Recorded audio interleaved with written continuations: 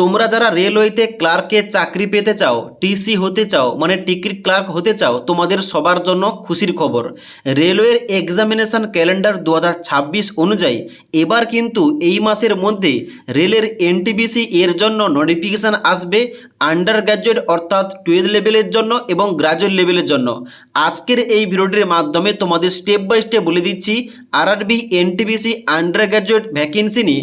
এই ভ্যাকেন্সিটা কবে নাগাদ আসতে পারে, কবে নোটিফিকেশান আসবে, অনলাইন আবেদন কবে থেকে করতে পারবে, কারা কারা এই আরআরবি এনটিপিসির জন্য এলিজিবল আবেদন করতে পারবে, সিলেকশন কয় ধাপে হবে, সমস্ত কিছু নিয়ে আলোচনা করছি।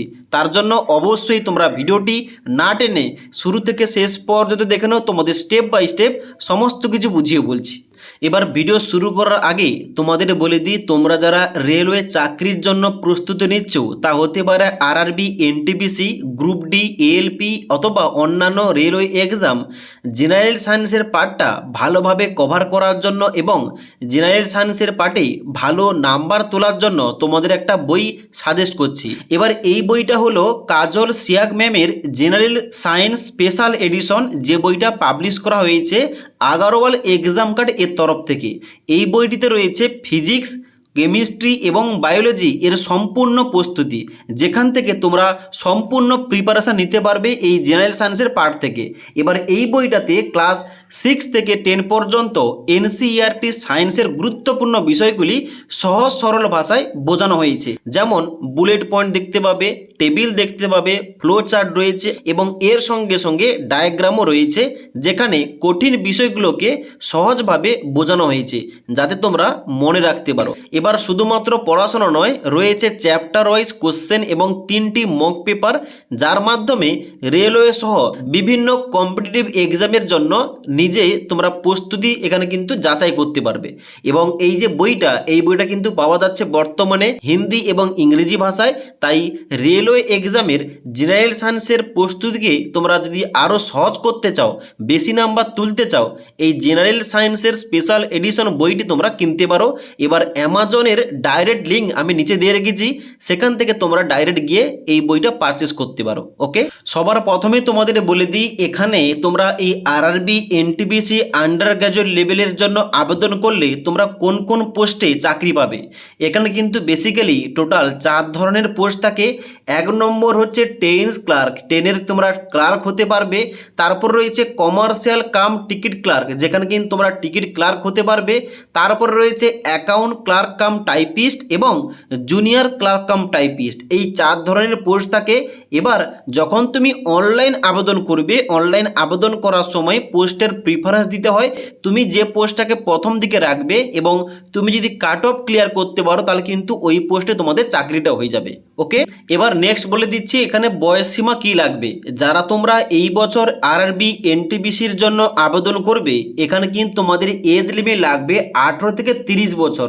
এখানে কিন্তু আগে করোনা ভাইরাসের জন্য কিন্তু এখানে এজ লিমিটটা 3 বছর ছাড় দেওয়া হয়েছিল, তবে এই বছর থেকে তোমাদের কিন্তু থাকবে 18 থেকে 30 বছর। এবং যারা তোমরা এসসি এসটি এবং ওবিসি ক্যান্ডিডেট, তোমাদের কিন্তু আপার এজ লিমিটে ছাড়গুলো দেওয়া হবে। ওকে, এবার গুরুত্বপূর্ণ পয়েন্ট, তাহলে এই বছর কত ভ্যাকেন্সি থাকতে পারে। আগের বছরের মতো আরআরবি এনটিপিসি 12 লেভেল এবং গ্র্যাজুয়েট লেভেল মিলিয়ে প্রায় কিন্তু 9000-এর কাছাকাছি ভ্যাকেন্সি থাকবে, যার জন্য তোমরা অল ওভার ইন্ডিয়া থেকে ছেলে এবং মেয়েরা অনলাইন আবেদন করতে পারবে। এবার পরবর্তী সবথেকে গুরুত্বপূর্ণ পয়েন্ট যেটা, তাহলে এই আরআরবি এনটিপিসি আন্ডার গ্র্যাজুয়েট লেভেলের জন্য আবেদন করতে হলে কি যোগ্যতা দরকার, শিক্ষাগত যোগ্যতা কি লাগবে। এখানে বলা হচ্ছে তোমাদের শুধুমাত্র উচ্চ মাধ্যমিক পাস করতে হবে এবং উচ্চ মাধ্যমিকটা 50% নাম্বার পেয়ে পাস করলেই তোমরা কিন্তু আবেদন করতে পারবে। তবে যারা তোমরা এসসি এসটি এবং প্রতিবন্ধী স্টুডেন্টস এবং এক্স সার্ভিসম্যান আবেদন করবে, তোমরা শুধুমাত্র উচ্চ মাধ্যমিক পাস যোগ্যতায় আবেদন করতে পারবে, কোনো নাম্বার পার্সেন্টেজ লাগছে না। তার জন্য যারা তোমরা উচ্চ মাধ্যমিক পাস যোগ্যতায় রেলের চাকরি পেতে চাও, ক্লার্ক এবং টিসি চাকরি তোমরা কিন্তু অবশ্যই এই ভ্যাকেন্সির জন্য আবেদন করতে পারো। এবার তাহলে আবেদন করলে কয়টি ধাপে সিলেকশন করা হবে? এখানে কিন্তু মোট 5টি ধাপ রয়েছে। 1 নম্বর এখানে তোমাদের সিবিটি এক্সাম হবে, 2 নম্বর তোমাদের সেকেন্ড স্টেজের সিবিটি এক্সাম হবে এবং তারপরে স্কিল টেস্ট হবে। স্কিল টেস্টটা কিন্তু সমস্ত পোস্টের জন্য নয়। তারপরে এখানে 4 নম্বর রয়েছে সবার জন্য ডকুমেন্ট ভেরিফিকেশান এবং তারপর রয়েছে এখানে 5 নম্বরে মেডিকেল এক্সামিনেশান। এই টোটাল 5টি ধাপে তোমাদের পরীক্ষা হবে। ওকে, এবার এখানে তোমাদের যে ফার্স্ট স্টেজ সিবিটি, এই সিবিটি পরীক্ষায় তোমাদের সিলেবাসের মধ্যে কোন কোন সাবজেক্ট থাকবে তোমাদের বলে দিচ্ছি। এবার এই যে তথ্যগুলো বলছি এগুলো কিন্তু প্রিভিয়াস ইয়ারের যে নোটিফিকেশান ওইটা অনুযায়ী বলছি।